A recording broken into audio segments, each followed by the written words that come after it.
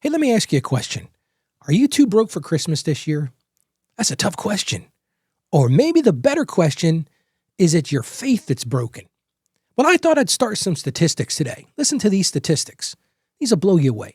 61% of Americans are dreading the holidays. Why? Because they're worried about that extra spending and that financial burden that so many of us feel this time of year. Listen to this one. 76% of Americans say they express emotional distress, the so-called money wounds, those things that continually come back every holiday season. Just creates this huge financial pressure. Hey, this is supposed to be the time of joy, but 76% of Americans say they live in emotional distress, especially this time of year. And listen to this one. I'm not going to bore you with too many more stats today, but listen to this one. 46% of Americans who are living paycheck to paycheck spend so much on the holidays that they cut into their disposable income. These are real statistics, and I bet as you're listening right now, they affect you. Well, they certainly affected today's listener. Let me tell you today's listener question. It says, Ralph, this year money's really tight. I want to enjoy the holidays, but I'm embarrassed that I can't give like I used to.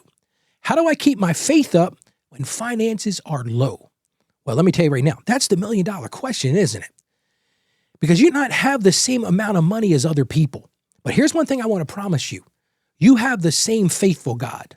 See, peace doesn't come from your bank account balance. It comes from your belief. So let's talk about keeping our faith today when we're struggling financially. That's what we're going to cover on today's show. Welcome to the show. I'm Ralph. I want to thank you for joining me on your journey today as we try to keep the joy in the holiday season without going broke. And that's what we're really focusing in on today.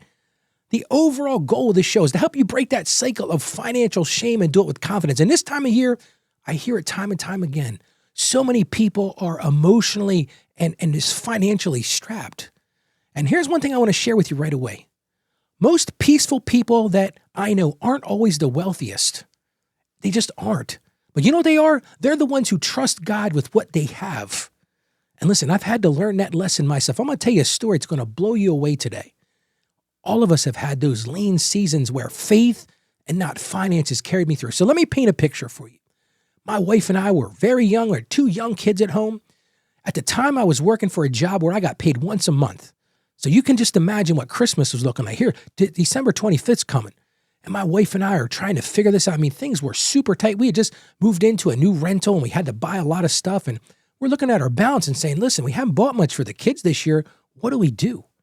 We were both stressed out about it. We had 2 little boys and we're like, oh man, society's saying they need to have all these toys and all this kind of stuff. And we made a decision. And I'm going to tell you right now, it was an embarrassing decision as I look back at it. We went shopping and we intentionally wrote a check that we knew was going to bounce. That's just the truth. I want to put it out there for you.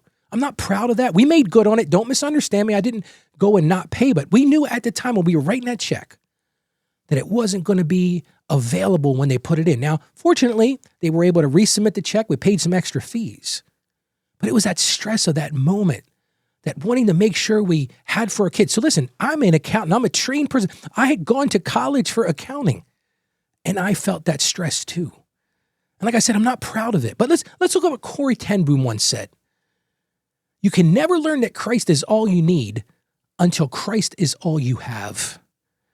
And man, I wish I'd known that at the time because I would have handled that situation differently. Let's get back to our question today. And that's, how do we build our faith when we feel financially broken? You might be feeling that financial brokenness right now, but I'm going to give you some ideas right now. First thing you've got to focus on, stop worrying and put your trust in God. Because the truth is, God knows your needs. He knows your needs before you know them. He already understands them. And here's the beautiful part of that. He's not limited by your paycheck. God doesn't have a balance to worry about. So trust him. Stop worrying. Put your faith in him. Second thing I'm going to encourage you to do is do an identity check. I'm going to say something bold here. You might be a little bit taken back by what I'm fixing to say. Christ didn't own anything. It doesn't talk about the Bible, Christ's house that he owned. I mean, he had his sandals, he had his clothes, he had a lot of things. But here's the thing we need to understand as Christians. Our worth isn't found in possessions. We'll have all the possessions in the world. We can have all those things. I know people that have had them. But that's not where your worth is found. It's found in your purpose. And I'm going to point you to something. I don't know if you know this or not, but I do a weekly show. It's called Truth Unveiled with Ralph. And it's really a show about unwinding culture and tying it back to biblical truth. And I just did a show about consumerism. And I'm going to encourage you to check that out. We'll put a link to that in the show notes. It's a weekly show, but it gets a little deeper than what I do on the Daily Financially Confident Christian. But I talk all about consumerism destroying all of us. So I'm going to encourage you to check that out. But let's get back to today's show. Another thing I'm going to encourage you to do is live in gratitude. Because when you're grateful for things, think about how many times that you've been in a tough time and you start to think, I don't have enough.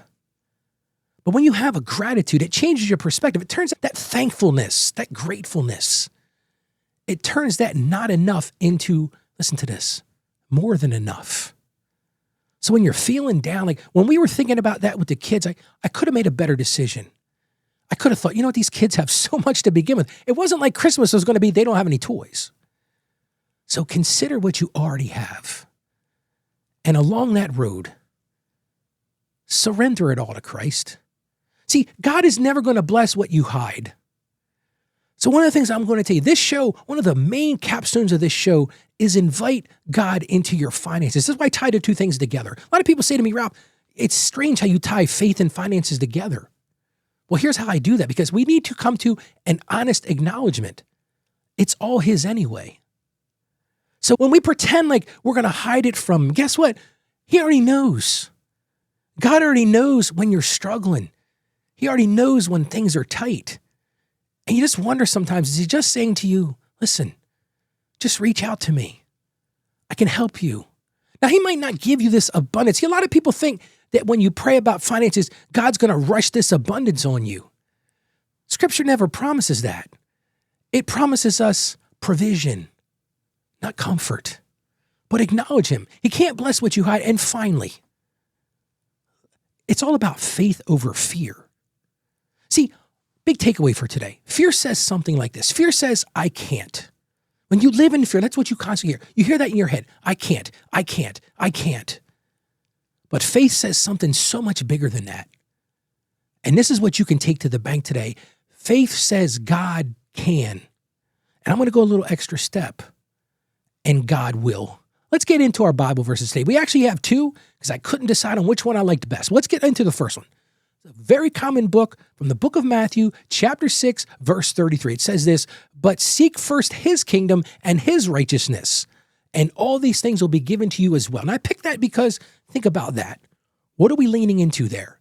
Seeking first His kingdom. That's so important. Seeking first faith. Seeking first understanding Him and His righteousness. And what does it promise to us? All these things. Now, He's not talking about stuff. He's not talking about you're going to get a brand new car, you're going to get a vacation, all those things. That's not what He's talking about. He's talking about the things that matter. Let's get to our second Bible verse. And that's from the book of Philippians, chapter 4, verse 19. And my God will meet all of your needs according to His riches of His glory in Christ Jesus. I don't even need to comment on that one because it says it all right there, doesn't it? He's going to meet all of our needs. How about we pray together? Lord, we come to you right now and we just ask that you would help to teach us, Lord. Help us to trust you more than our bank accounts. It's so easy to get stuck on those bank accounts. Help us to see the provision through your eyes, not through world's eyes, not through society's eyes. And Lord, help us to remember the abundance that you've already given us. And remember that it's not measured in dollars, but it's measured in our purpose. And we ask this in the mighty power of Christ. Amen. So here's your action item for today. Real simple thing. I want you to write down 3 ways that God has provided for you this year. And listen, if we're being honest, we probably make a list 2 or 3 pages thick. So whether it's big or small, just write down 3 things and thank Him for each one of them.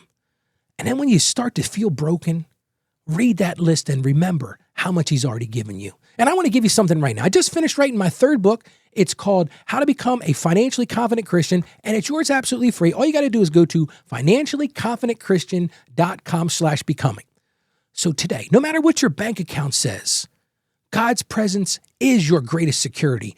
And gratitude reminds us of what we've already got, and it's in His hands. So trust opens up that door to peace every single time. So go out there today and be a financially confident Christian. Stay financially savvy. God bless, and I'll see you on tomorrow's show.